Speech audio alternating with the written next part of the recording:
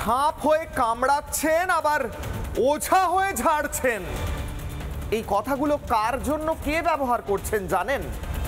বিজেপির জন্য মমতা বন্দ্যোপাধ্যায় ব্যবহার করছেন? না না, এই কথাগুলো তহা সিদ্দিকী মমতা বন্দ্যোপাধ্যায়ের জন্য ব্যবহার করছেন। আরো একজন একদম গুরুত্বপূর্ণ একটি শব্দ ব্যবহার করে দিলেন। তিনি বললেন সংখ্যালঘুদের বুকের কলিজায়, বুকের খাঁচায় আঘাত করেছেন মমতা বন্দ্যোপাধ্যায়, অর্থাৎ সম্পূর্ণ বিশ্বাসটা ভেঙে দিয়েছেন মমতা বন্দ্যোপাধ্যায়। সংখ্যালঘুরা আজ মমতা বন্দ্যোপাধ্যায়কে নিয়ে ইংরেজিতে একটা শব্দ আছে ডিসইলিউশন, অর্থাৎ একদম সত্যিটা বুঝে গিয়েছেন, মিথ্যের মোড়কটা, মুখোশটা খুলে গিয়েছে।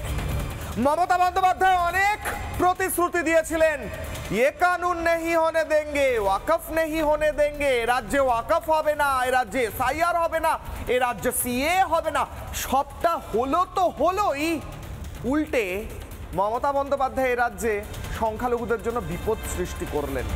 একেবারে শেষ মুহূর্তে আপলোডের নোটিফিকেশন জারি করে সিস্টেমটা এমন হলো যে এ রাজ্যের সংখ্যালঘুরা মাত্র 2 থেকে 5 দিন সময় পাচ্ছেন আপলোড করার জন্য, যেখানে অন্য রাজ্যে সম্পত্তি আপলোডের সময় প্রায় 5 মাস পেয়েছেন সংখ্যালঘুরা। এ রাজ্যের সংখ্যালঘুদের ডুবিয়েছেন মমতা বন্দ্যোপাধ্যায়, এই প্রশ্ন রেখে আজকের ডিবেট শুরু করব। তবে প্রথমেই আজকের বিশেষ প্রতিবেদন।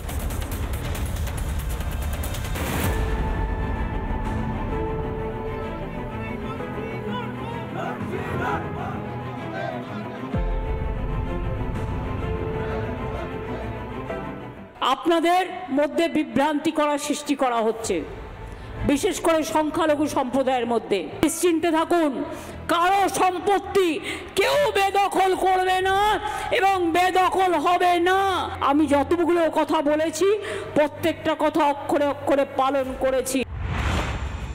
যে উনি সেই যেমন সাপ হয়ে কামড়ায় আর রোজা হয়ে ঝাড়ে, সেই ধরনের উনি ব্যাপারটা বাংলার মুসলমানদের শুরু করছে। মমতা ব্যানার্জি তিনি গর্জে উঠলেন যে ওয়াকফ সম্পত্তি নিয়ে যদি আমরা যদি পথে নামি, ওনার চেয়ে খারাপ কেউ নয়।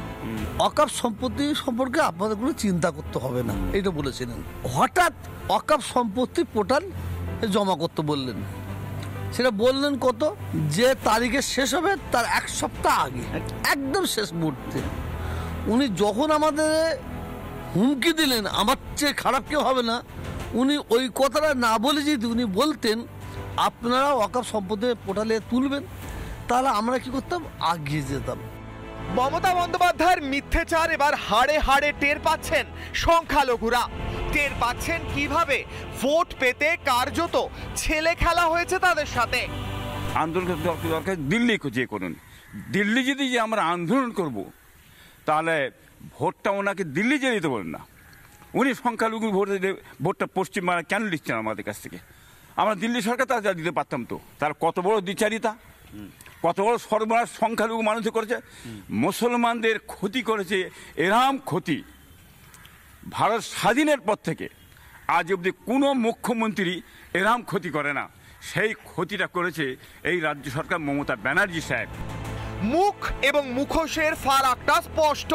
মুসলিম সমাজের পাশে থাকার বড় বড় প্রতিশ্রুতি যে স্রেফ ভাওতা, তা বিলক্ষণ টের পাচ্ছেন ভুক্তভোগীরা।